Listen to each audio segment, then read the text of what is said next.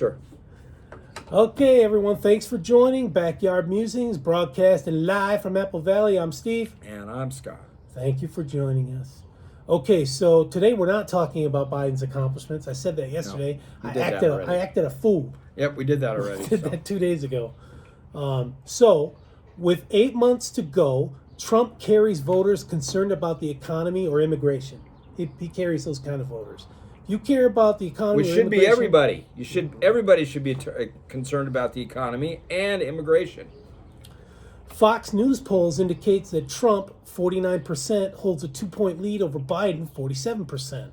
Man, that's within the margin of error too. It should be 20%. I just don't understand. But that's doesn't take into account the third party ticket that's going to draw from both.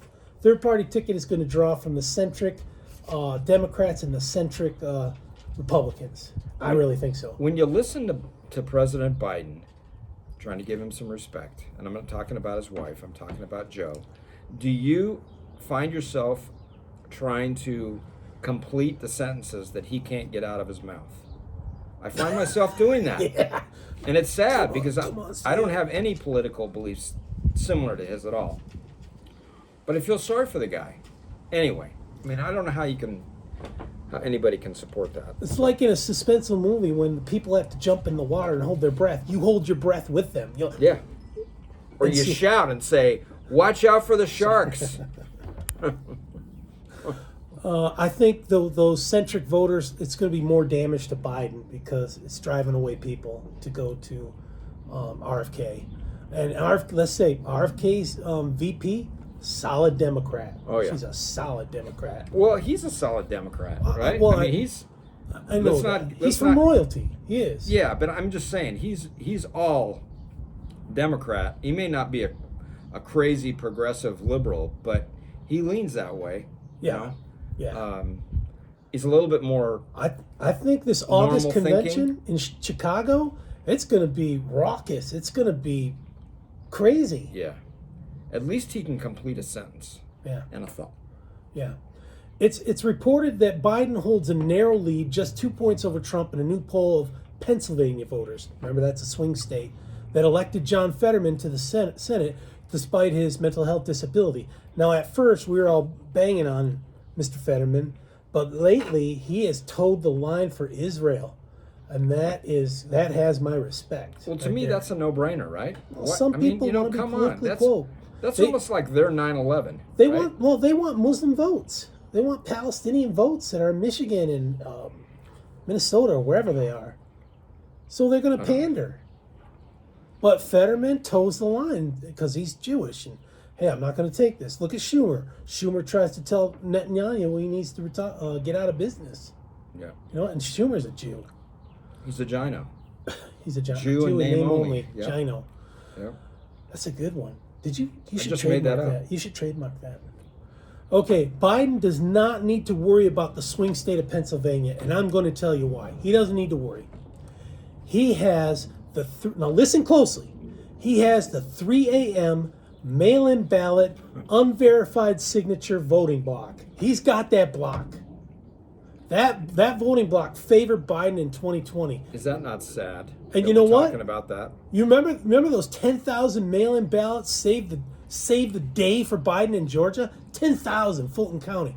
Same for Arizona, America. Remember we went to bed and election night and Trump had a nice lead. You wake up in the morning and that lead's almost gone, and 2 days later it's gone. Wisconsin, Milwaukee, Pennsylvania, Philadelphia, Pittsburgh, Michigan, Detroit, North Carolina. This voting block is only going to increase in 2024 election. Biden guarantees it. Oh yeah. That block is going to grow. They're already working on that. The 3 a.m. mail-in ballot, unverified signature. Bring in your Samsonites. Yep. Bring him on in. This is crazy. It is crazy. Trump has not yet announced his VP candidate.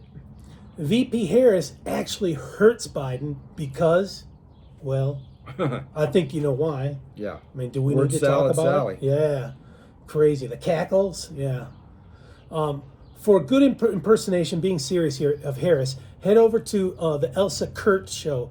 Elsa Kurt, Kurt. She does an awesome imitation of Kamala Harris, down to the cackle. It's it's really funny, down pat. Isn't it funny enough just listening to the actual person? Well, yeah, but Yeah. we like people making fun of her too. We've talked about this before, and I really don't understand why Democrats stick with Biden.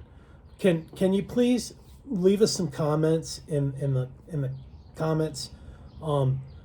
Why you stick with Biden and not go with someone else? I mean, if you're a greenie, you're probably going to vote for Biden, or an environmentalist or a climate hoaxer, you're probably going to vote for Biden.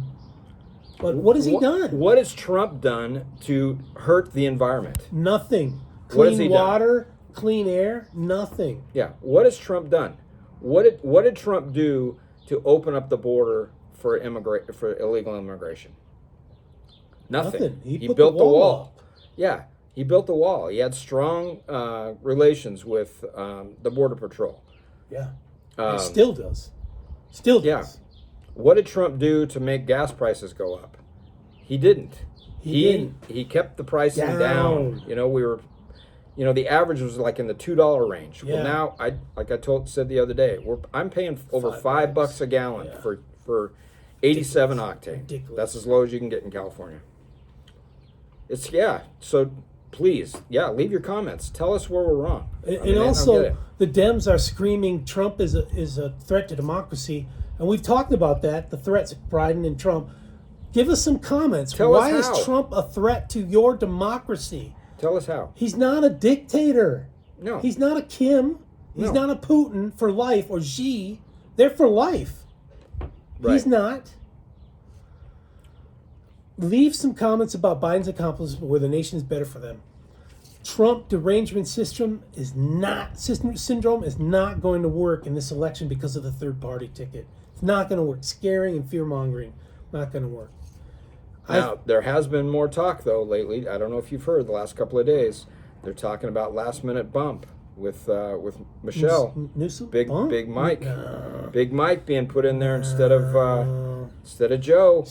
She already said she doesn't want it. Yeah, And we talked about Obama. I'm telling you, the pulling strings closer from it gets to November, and Trump just had a big payday for campaign funds. Campaign funds, yeah. So I don't know. They, again, like we talked, they do not want to give up power. They do not. No, they're doing everything they can. Power and control. Lawfare. They're attacking RFK's ballot in the various states. Yep. And they're directly attacking RFK. Yeah. Tell me what it would look like also if the shoe was on the other foot and the government was constantly after the Biden family, which they kind of are right now, but for good reason.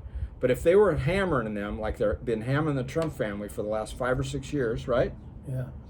Would they have stayed in the game? Probably not. I would have think that there would have been some caving there. But the Trumps are. Trump didn't go after Hillary for the server. It could have. No. Could have, but he didn't.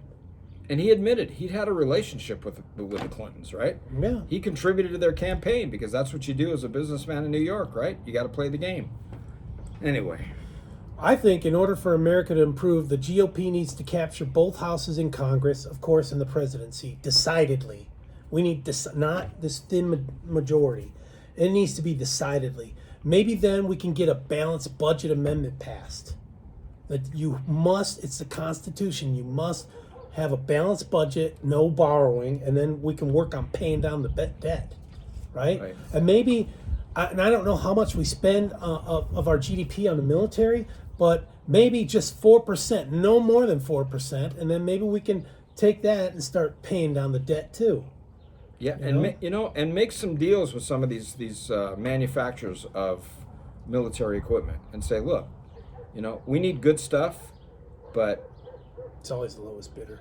It doesn't seem like it. The government. The money they spend on stuff is just crazy. But anyway, fraud, waste, and abuse. Lots of that. The Fauci, the Festivus report, he says that Yeah. if we took all that Festivus report pork, that could pay down the debt, trillions. Yep. All right, so leave us your comments. We want your comments. Ben, talk to us. We want to hear from you too. And Ben's everywhere.